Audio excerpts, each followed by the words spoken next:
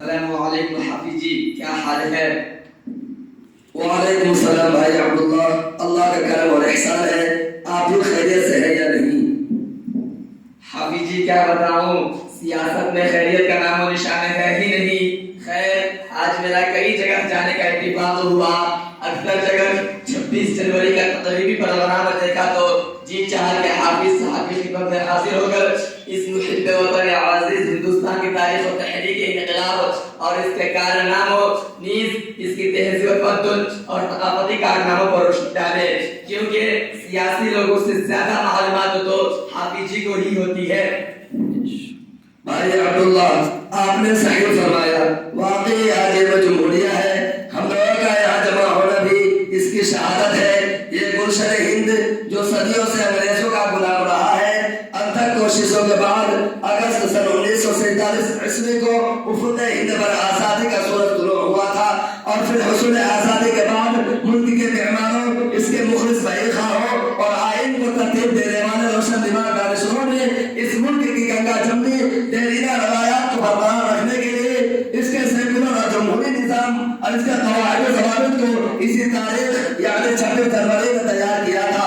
ہمارا یہ ملک صدیوں سے تہذیب و تمدن اور مذہب کی آزادی کے لیے بین الاقوامی دنیا میں مشہور رہا ہے، مگر آج چند سیاسی پارٹیوں کی وجہ سے فرقہ پرست طاقت اقتدار پر قابض ہو گئی ہے، اور وہ دستور میں دیے گئے حقوق اور اس کی جمہوری سیکولر نظام کی دھجیاں اڑا کر ملک کے سیکولر بنیادی ڈھانچے کو برباد کر رہی ہے، جس سے پورے ملک کے امن و امان رخصت ہو چکا ہے۔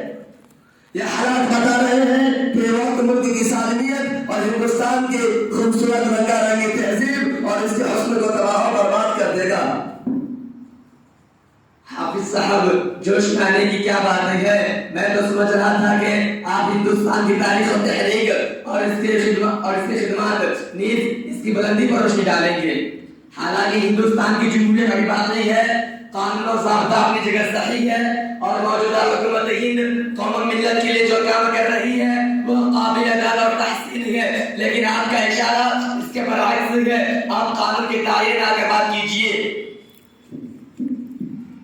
عبداللہ صاحب، آپ سیاسی پارٹی کے ایک اہم رکن ہونے کی حیثیت سے اچھی طرح جانتے ہیں، اور میں ملک عزیز ہندوستان کے ایک شہری اور ثبوت ہونے کی حیثیت سے بتا دینا چاہتا ہوں کہ ملک کی آزادی میں اور اس محب وطن عزیز ہندوستان کی قسمت جگانے میں مسلمانوں کا جتنا خون بہا ہے، دیگر پارٹیوں اور کسی قوم کا اتنا پسینہ بھی نہیں بہا ہے۔ کس قدر شرمناک یہ رویہ ہے کہ جن کو ہم نے ملک کی آزادی اور ہندوستان کی سلطنت کو گلدستہ کی شکل میں عطا کی تھی، آج یہ ملک کے نمخور انگریزوں کے دلال فرقہ پرست جماعتوں کے رہنما ملک کے اقتدار پر بیٹھے تعصب اور غیر جانبداری کے شکار ہو کر ملک کے سیکولرزم اور جمہوریت کو مٹا دینے میں مصروف ہے۔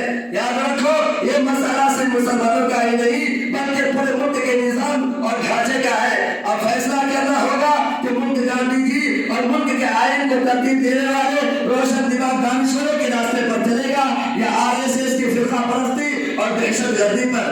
پہلے یہ طے کرو کہ وفادار کون ہے، پھر وقت خود بتائے گا غدار کون ہے۔ حافظ صاحب آپ کیسے اشتعال انگیز اور قوم کو گرما دینے والے بیانات دیتے ہو۔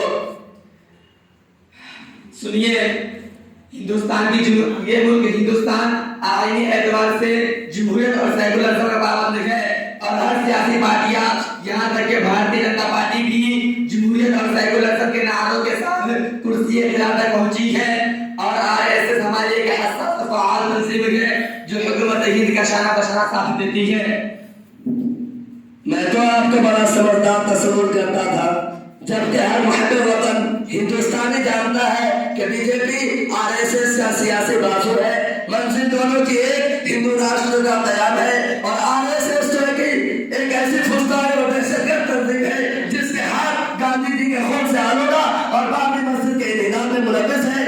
گجرات کا سانحہ ارتحال بھی ان کی سوچی سمجھی سازش اور سیاست کا جزو ہے۔ یاد رکھو، یہ ملک کسی ایک مذہب یا کسی خاص نظریہ کی جاگیر نہیں ہے، بلکہ ملک سب کا ہے۔ دستور نے سب کو حقوق برابر دیے ہیں۔ مسلمانوں نے ہندوستان کی آزادی کو دان کی بنیاد پر نہیں بلکہ اپنی بلیدان کی بنیاد پر حاصل کی ہے، اس لیے ہم ڈٹے کی چوٹ اعلان کرتے ہیں کہ دستور ہند سے حاصل اپنی مذہبی اور تعلیمی حقوق کی حفاظت کے لیے قانون ہم تیار ہیں. ہم نے ملک و ملت کے لیے پہلے بھی قربانیاں دی ہیں اور آئندہ بھی جب ضرورت پڑے گی ہمارے خون کا ایک قطرہ ملک کے لیے وقف ہے. آزادی کی لڑائی میں کل ہم تنہا کھڑے تھے اور آج آزادی کی بقا اور سیکولر کردار قانون و انصاف کے تحفظ کے لیے ہم میدان میں ہیں. اچھا حافظ صاحب وقت بہت ہو گیا ہے، اجازت دیجیے پھر ملاقات ہوگی انشاءاللہ. السلام علیکم. اب کہاں تم دبا کر بھاگتے ہو؟ اگر حق بات سامنے آئی تو دوسرے پروگرام میں یاد آ گئے.